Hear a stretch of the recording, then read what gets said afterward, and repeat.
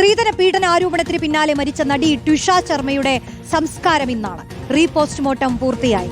കോടതി ഉത്തരവിനെ തുടർന്നാണ് റീപോസ്റ്റ്മോർട്ടം നടത്തിയത്.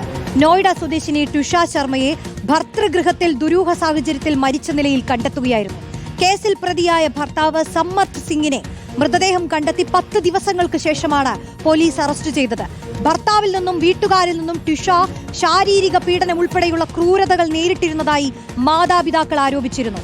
YS അഭിനന്ദ് ചേരുന്നു. അഭിനന്ദ്, ഈ കേസുമായി ബന്ധപ്പെട്ട ഓരോ കാര്യങ്ങളും രാജ്യം തന്നെ ഞെട്ടലോടുകൂടിയാണ് കേട്ടിട്ടുള്ളത്. വളരെ മിടുക്കിയായ ഒരു പെൺകുട്ടിയായിരുന്നു. അവളെ കൊന്നു തീർത്തു അല്ലേ? ഇന്നാണ് സംസ്കാരം. റീപോസ്റ്റ്മോർട്ടത്തിലൂടെ വ്യക്തമായ കാര്യങ്ങൾ ഇനി പുറത്തു വരാനിരിക്കുന്നു അല്ലേ?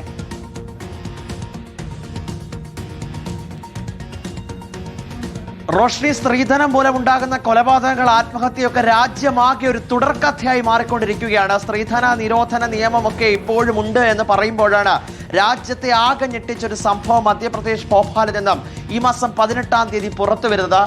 ദുരൂഹ സാഹചര്യത്തിൽ വീട്ടിനുള്ളിൽ മരിച്ച നിലയിൽ കണ്ടെത്തുകയായിരുന്നു ടിഷ എന്ന 32 വയസ്സുകാരിയെ. MBA ബിരുദധാരിയാണ്, നടിയാണ്, മോഡലാണ്.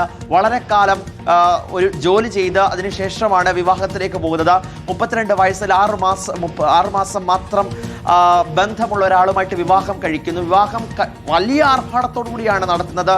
ഏതാണ്ട് 20 ലക്ഷം രൂപ സ്ത്രീധനമായി നൽകുന്നു, ഒരു കാർ നൽകുന്നു. പിന്നാലെ വീണ്ടും പണം ആവശ്യപ്പെട്ടുകൊണ്ടാണ് റിട്ടയർഡ് ജഡ്ജിയായിട്ടുള്ള അമ്മായിയമ്മ ഈ ഭർത്താവിനൊപ്പം നിന്നുകൊണ്ട് ഈ ട്വിഷ ശർമ്മ എന്ന ഈ വ്യക്തിയെ ക്രൂരമായി പീഡിപ്പിച്ചത് എന്നാണ് ഏറ്റവും പ്രധാനപ്പെട്ട കാര്യം. കാരണം നീതി വ്യവസ്ഥയടക്കം നടപ്പിലാക്കിയ ഒരാളാണ് റിട്ടയർഡ് ജഡ്ജിയായിട്ടുള്ള ഗിരിപാൽ സിംഗ് എന്ന് പറഞ്ഞത്.